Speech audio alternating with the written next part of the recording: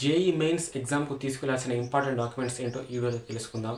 So, ఈ documents అనేది లేకుండా మీరు ఎగ్జామ్‌కి అటెండ్ అయితే మిమ్మల్ని ఎగ్జామ్ రాయడానికి అలో అయితే చేయరు.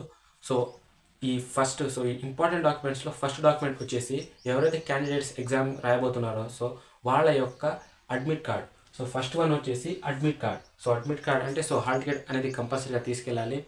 ఫస్ట్ వన్ అడ్మిట్ కార్డ్ అయిపోతే సెకండ్ ఇంపార్టెంట్ డాక్యుమెంట్ అనేది చూసుకుంటే క్యాండిడేట్ యొక్క ID proof. Photo ID proof. Government వాళ్ళు ఇష్యూ చేసిన ఏదో ఒక ఫోటో ఐడీ ప్రూఫ్ అనేది కంపల్సరీగా తీసుకెళ్ళాలి ఎగ్జామ్‌కి. ఈ ఐడీ ప్రూఫ్ లేకున్నా కూడా మిమ్మల్ని ఎగ్జామ్ రాయడానికి అలో అయితే చేయరు. ఈ ఐడీ ప్రూఫ్ కింద మనం 3 డాక్యుమెంట్స్ అయితే తీసుకెళ్ళొచ్చు. అందులో Aadhaar card, voter ID and pan card. Candidate యొక్క ఫోటో ఐడీ కింద ఆధార్ కార్డో, పాన్ కార్డో లేకపోతే ఓటర్ ఐడీను. ఈ 3 డాక్యుమెంట్స్‌లో ఏదో ఒకటి కంపల్సరీ అయితే తీసుకెళ్ళాలి.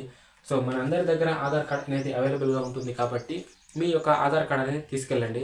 ఆధార్ కార్డ్ ఉంటే సరిపోతుంది. అండ్ నెక్స్ట్ థర్డ్ వన్ అనేది చూసుకుంటే 2 or 3 పాస్ సైజ్ ఫోటోస్.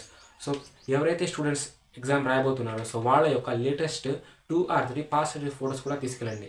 ఎందుకంటే ఈ ఫోటోస్ అనేది కొన్ని చోట్ల పేస్ట్ చేయాల్సి ఉంటుంది. కాబట్టి ఫస్ట్ వన్ వచ్చేసి అడ్మిట్ కార్డ్ అండ్ సెకండ్ వచ్చేసి photo ID proof. Photo ID proof కింద మీ ఆధార్ కార్డ్ తీసుకెళ్ళండి.